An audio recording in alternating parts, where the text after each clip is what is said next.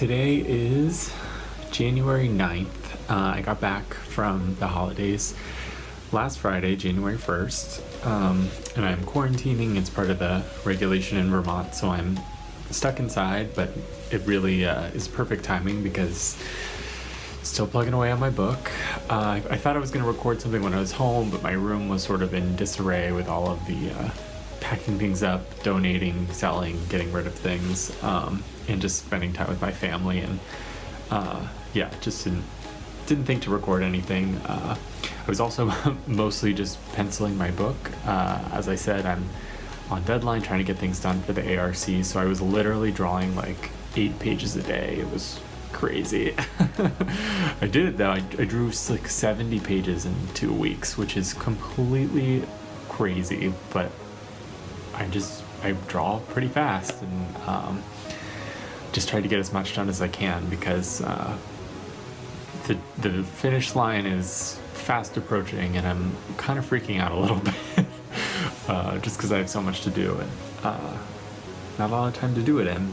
I had a little bit of a freak out too because I was thinking, oh my god, I don't have enough time. I'm gonna have to hire a colorist. Like, how much does a colorist even cost for a graphic novel? And it's expensive. But I consulted with some friends, and I think I can do it all myself. I just have to kind of get my ducks in a row. It's still going to be pretty intense. Part of why I also just like couldn't hire a colorist is that the timeline is just like is such a quick turnaround, and I'm asking at the sort of the last minute, so it didn't really make sense to go that route. I didn't feel right, asking somebody to bend over backwards on such a tight turnaround.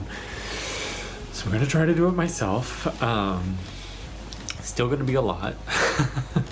I did get some of my deadlines pushed a little bit, which there was just no other way to do it. I'm only one person, and even drawing 70 pages in 2 weeks is crazy fast, but also like I didn't do anything else. I didn't so yeah, where I'm at basically is I have over 100 pages total pencils. The first 32 need to be completely finished.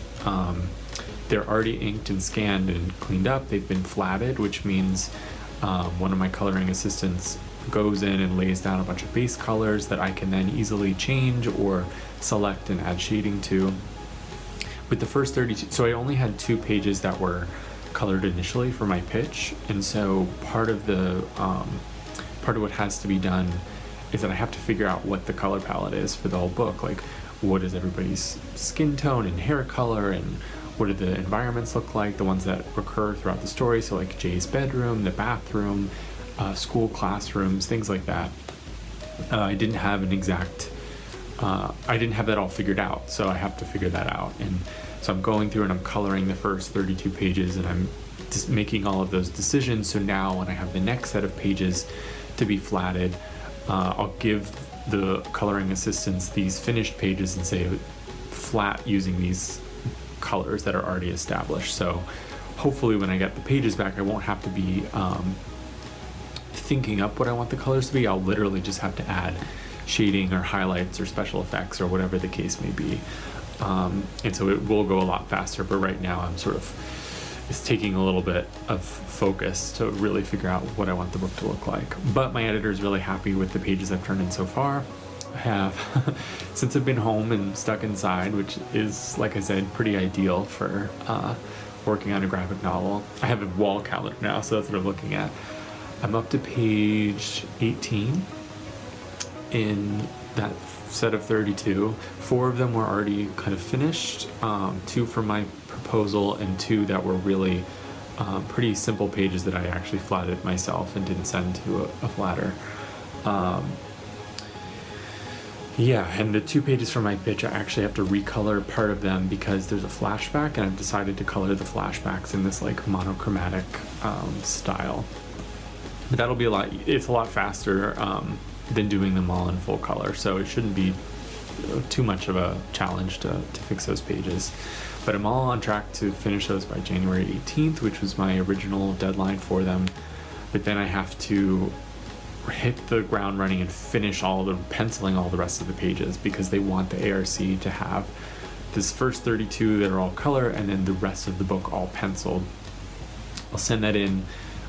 They'll get that printed for the ARC, and then I'll just be inking and scanning and sending them off to my flatters, and sort of racing toward the finish line. I'm still waiting on the exact final deadline. My editor's trying to get me more time, just because it's just a lot, and yet they still want the book to come out, and I want it to come out on time.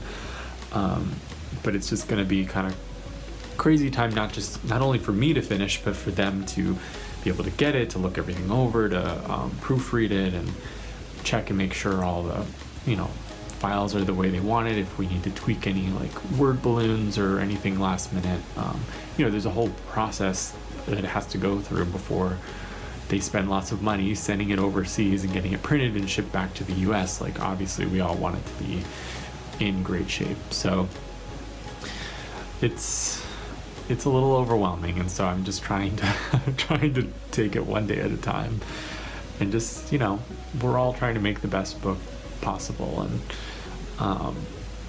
the closer it gets to being finished, though, the more excited I am that it's like really looks like a finished book. But also you get to a point with each page, and then eventually with the book overall, where it's like, okay, like this is it, like it doesn't change after this.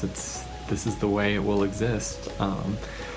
It's kind of scary, and I know with my first book, Scullion, that was one of the hard things when I decided to color that book. I didn't realize how hard it would be to like finish or be working on coloring a page and being like, okay, this is done. Like, I have to close this file, open the next one, and there's pretty much no turning back. I mean, yes, until it's actually sent to the printer, you can make any change you want, but you in order to keep things moving along, you really have to be decisive and say, all right, this is done, I'm moving on to the next thing. And so it's scary, though, because I think because this book is so personal and based on my real life, and I just really want it to be good. It gets scarier the closer you get to that point, where the point of no return, essentially. So, like I said, I got a lot on my mind, and I feel like I'm keeping it together pretty well. But coming back and having to quarantine it's really been ideal, because I can't see anyone, I can't really go anywhere. It's colder out now, so it's in a lot of ways the best spot to be in, quarantining while working on a graphic novel. But I am trying to also be conscious of taking breaks and like not wearing out my arm and shoulder, because this is the thing that's making the whole book, so I got to be careful and not overdo it. So everybody at the publisher seems to be really excited, and that makes me excited that they're excited. And I just hope it turns out exactly as I want it to, in a way that they're all happy with it. I've printed out a stack of all of this is most of them. These are all the pages I have penciled so far that I have to ink. Of course, as soon as I printed all these out, my printer decided to go crazy, and it's telling me something is clogged, and then it keeps stopping, and so I don't know, I'll have to go somewhere else to get them printed with the next set. Of course, this would happen at the worst possible time. But yeah, I just look at that stack and think I'm gonna cut this video off because I got a lot to do. So that's my update, and fingers crossed, I'm almost there.